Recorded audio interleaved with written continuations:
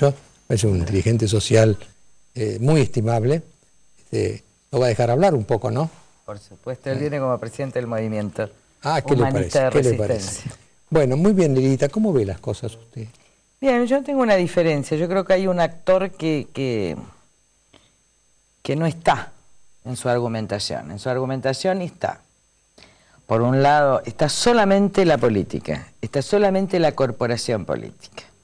Entonces, delante está Cristina y atrás, como si fuera Leguizamo, está la oposición. Pero esto no dicen las encuestas. Las encuestas dicen que la gente piensa, el 80%, que la oposición no hace oposición. Y hoy la encuesta da que el 70% de los bonaerenses, de Capital, entienden que lo que hubo es negociados el otro día en la legislatura. Uno puede ponerse de acuerdo para lo institucional o puede ponerse de acuerdo para negocios inmobiliarios. A mí lo que me dijo el diputado Fernando Sánchez, el diputado Maxi Ferraro y Rocío Sánchez Elía, es que lo que hubo es un negociado que dio vergüenza. Entonces hay que ver para qué, porque izquierda y derecha se pueden juntar en negociados. Y esto atenta contra la República, no la sana. Lo otro, en ese... A ver, déjeme, segundo ¿hay certeza de que hay negociados o sospechas? No, sí, fue denunciado por el bloque de Pino Solana. Digo, son negocios inmobiliarios con violación a los códigos de planeamiento, introducidos sobre tablas, y donde intervienen grandes actores como Elstein del Banco Hipotecario. Están entrando, son negocios de muchísimo dinero. Y esto explica muchos quórum en la Cámara de Diputados. A mí no me avisó nadie.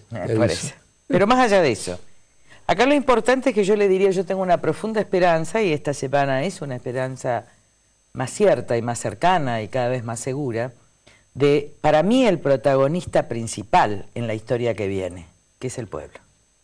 Por el 8N. Sí, yo creo que están fuera de ese escenario y detrás de ellos, detrás del pueblo, toda la política, y yo le diría todo el análisis político.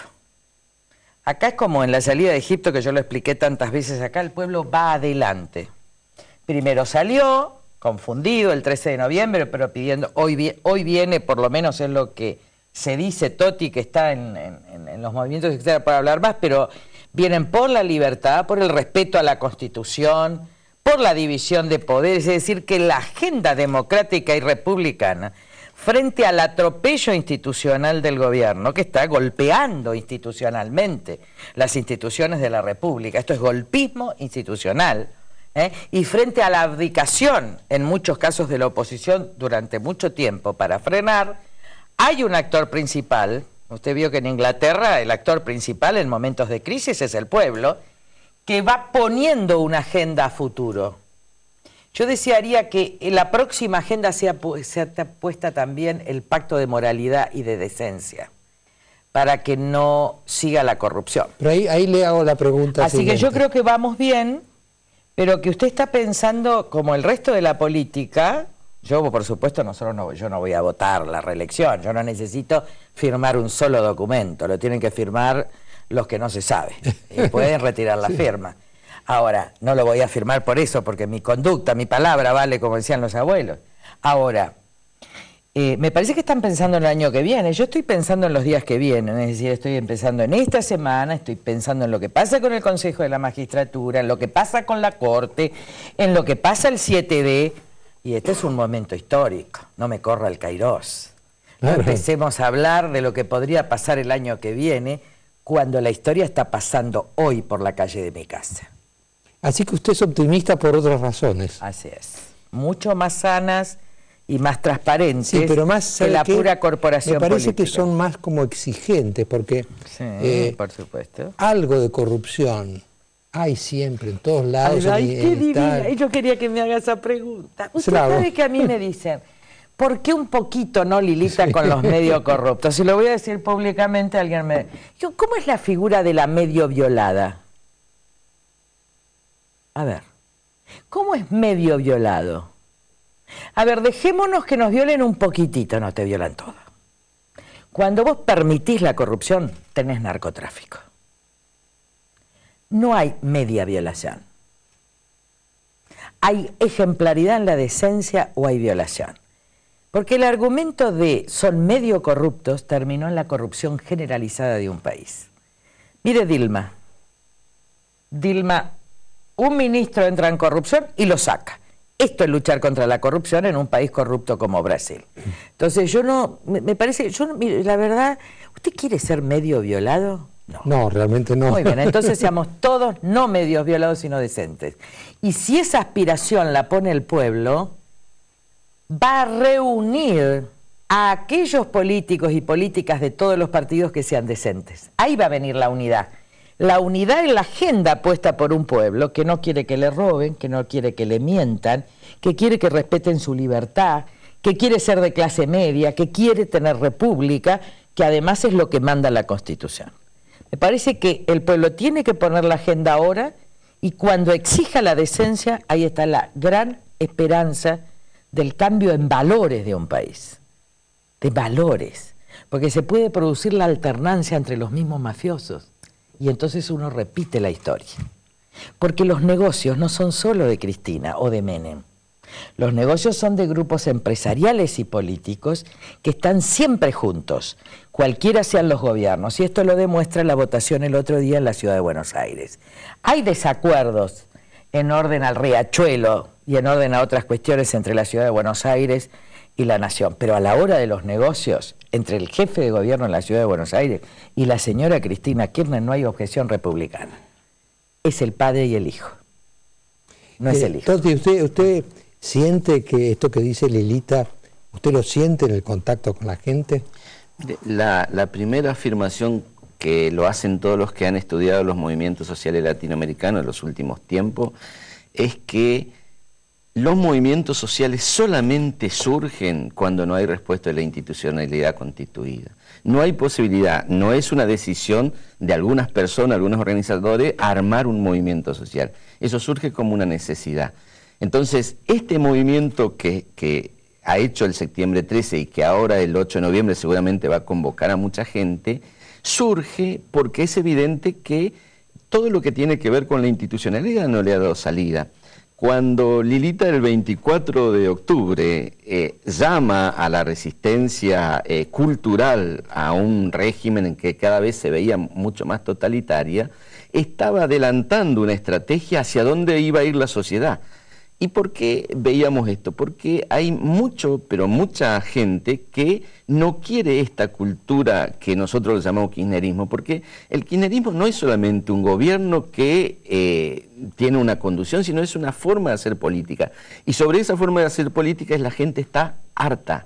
Y eso se expresa con el cristianismo, se expresa con la oposición y está buscando, como todo proceso social profundo, está buscando otra cosa. ¿Cuáles son las diferencias de los anteriores procesos de los movimientos sociales?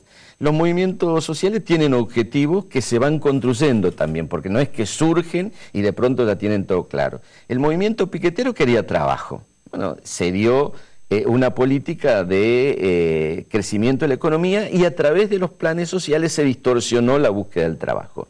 El movimiento campo quería no a la retención y algunas medidas económicas. La mayoría de los movimientos sociales tienen objetivos de tipo economicista. Este movimiento no.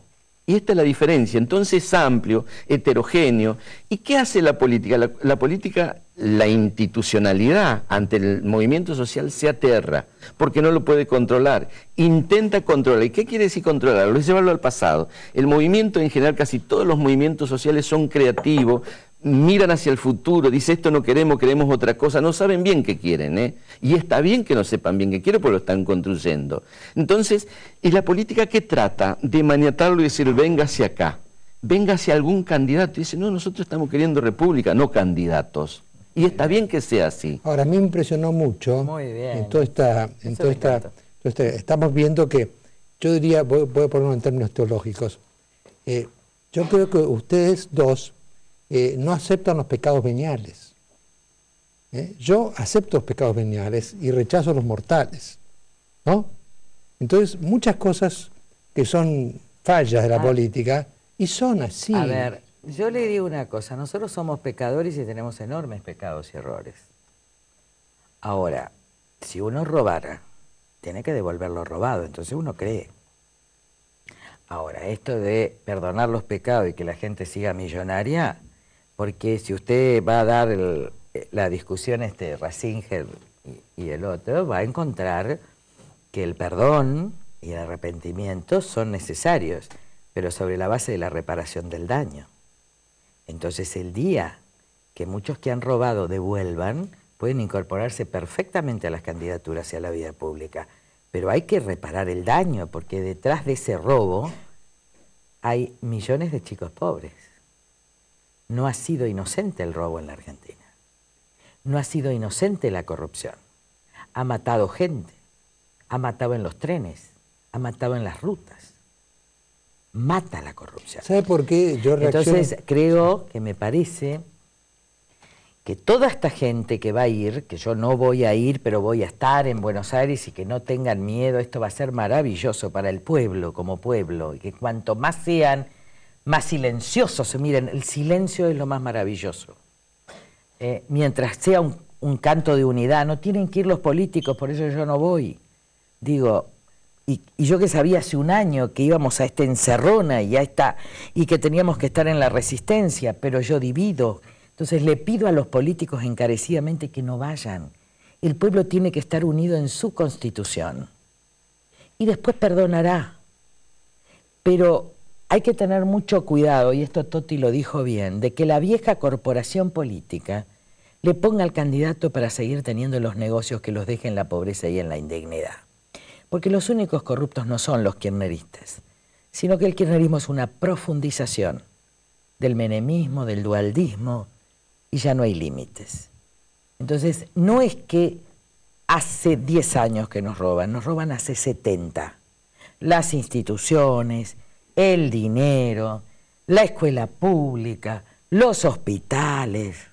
Cuando uno recorre el país se da cuenta que los mejores hospitales se construyeron siglo XX, siglo XIX, por donaciones privadas. Y uno se da cuenta que, y las grandes escuelas públicas. Entonces, ¿qué quiero decir? No robar y no mentir es un pacto moral necesario. Ahora, ¿cómo yo puedo creerle a los que hoy me dicen no vamos a votar la reforma y en su plataforma dicen que van a votar la reforma? ¿Cómo creerles a los que dijeron no a la reforma en el 94 y después dijeron sí a la reforma del 94? ¿Cómo creerles a los que dicen que luchan contra la corrupción y en realidad siempre hacen negocios con el gobierno? ¿Cómo creerles a los que dicen que se resisten al gobierno pero dan quórum, cuando podríamos haber evitado la ley de menores si no se sentaba el PRO? ¿Qué quiero decir? Yo no sé a quién creer. La verdad es que no sé con quién firmar. No, ¿sabe por qué a mí me suscitaba esta observación? Porque hubo un punto, me parece, que se pasaron, que fue el caso de Wiener, cuando se empezó a hablar de narcosocialismo. Ahora, decirle eso a Wiener, mire que Wiener no es santo de mis emociones, yo no voté a Wiener. No, es una barbaridad. No, pero hay cosas que no se pueden decir. Es una barbaridad, pero también hay que decir algo, es una barbaridad, pero también hay que decir algo. Todos son cómplices por el crecimiento de la droga. No solo el que no combate, sino el que se hace el que no ve. Hacerse el que no ve es la comodidad del cómplice. Porque entonces, digamos, ellos lo usan para destruir a alguien que hizo acuerdos con ellos todos estos años. Y esto tiene que mostrarle a la política de qué manera se lo lleva puesto el kirchnerismo. A mí, yo habré perdido votos, pero nunca me llevó puesta. ¿Está? Porque siempre entendimos cuál era el adversario. Ahora, el resto de la oposición se la lleva puesta cuando quiere. Es más, cuando ganamos en el 2009, que fue mi gran enfermedad, a los 5 días se la entregaron a la victoria al ministro del Interior, que fue cuando yo me paralicé el cuerpo. Esto hizo toda la oposición. Entonces yo creo que todos tenemos que estar, y creo además en la renovación de la clase dirigente, creo que hay mucha gente, miren, recorro el país, voy a reuniones, todo en silencio. Hay tantos exdirectores de la administración pública, honestos, capaces de reconstruir el Estado. Hay tanta gente en la sociedad, con méritos, con antecedentes, en lucha contra el narcotráfico, en medicina. ¿Por qué no llamamos a los mejores alguna vez? ¿Por qué nos tenemos que contentar con los mediocres corruptos? ¿Por qué no podemos construir un poder donde haya políticos, obviamente, de tradición y de conducta, pero donde haya gente que ha trabajado y luchado por la Argentina y que reconstruya la Argentina desde esos valores que predicó y ejerció a lo largo de una vida? ¿Por qué nos negamos a cambiar? Pero cambiar en serio. ¿Por qué nos resignamos? Dicen así la palabra, y esto ayudan todos ustedes de una manera increíble, los periodistas. Solo el peronismo... Teníamos que ligarla. Sí, por supuesto, porque estamos en la refutación. Claro. Hay algo, como dice Hannah Arendt, que, y también lo dice el Fausto, también lo dice Goethe, lo dice Mefistófeles. Hay algo que sostiene el poder, que es el pensamiento que solo ese poder puede gobernar. Cuando la gente piensa que solo el PJ puede gobernar, hace alternancia entre grupos mafiosos. Y le van poniendo la cara, de derecha, de izquierda, buenita, con brazos, sin brazos, que necesite el electorado. Por abajo es lo mismo, por arriba. Ahora, cuando yo dejo de pensar así, este es el pensamiento de la Argentina desde el año 45, cuando yo puedo pensar que hay que barajar y dar de nuevo y que no puedo ser gobernada solo por peronistas o radicales o por PRO o por coalición cívica, sino que puedo ser gobernada entre todos colectivamente con los que más mérito tienen, yo le pongo el punto final al poder existente y reconstruyo sin violencia un poder en serio, con lo que usted sabe que es la palabra más maravillosa, la arete. La arete, de la cual viene la palabra aristocracia, pero no tiene ese sentido, son las areteias, son las virtudes, decían los griegos. Elijamos la virtud, lo decía Cicerón. ¿Por qué despreciamos las virtudes? ¿Por qué en vez de decir Elisa, por qué no congregan a la mejor gente de la Argentina? Me dice, perdónenle los pecados a los corruptos, dígamelo primero, no me diga lo segundo. Con relación a los pecados veniales, Mariano, la verdad que nosotros tenemos con Lilita una relación, ella viene de distintos lugares, yo vengo de los movimientos sociales, y también una cuestión de los movimientos sociales es que surgen por las necesidades que se van dando, pero que tienen en el centro de su actitud como movimiento social la dignidad, algo tan amplio y tan profundo como la dignidad. Surgen respondiendo a los procesos que se dan de ninguneo, de avasallamiento a su creencia, a su pensamiento o a su materialidad, pero desde la dignidad. Y esto une a los piqueteros con los del campo, y este movimiento, creo, el que está surgiendo, surge desde la dignidad de la defensa de las instituciones republicanas, por eso tiene estas consignas tan heterogéneas. Y hay una cuestión con relación a la política. ¿Qué nos une a nosotros? Nos une algunos pensamientos que no tiene que ver con la construcción de poder desde los lugares conocidos. Nosotros sabemos que tenemos poder, ¿eh? Yo no soy ingenuo, que cuando estoy aquí estoy construyendo un poder. Fíjese, yo en las últimas elecciones fui candidato a senador en la provincia de Buenos Aires. Quien ganó las elecciones tuvo el 54-56% de los votos y era Aníbal Fernández. Y yo saqué el 1,8% de los votos. Y algunos amigos, teníamos que analizar las elecciones, y me decían, bueno, Toti, pero a vos no te votaron porque no te conocen. Y yo le decía, Aníbal Fernández, sí, lo votaron. Y esto interpela a la sociedad. Y lo conocen muy bien. Y viene la otra cuestión. Dice, bueno, pero vos estuviste con Lilita, que es muy dura, que es intransigente, que no...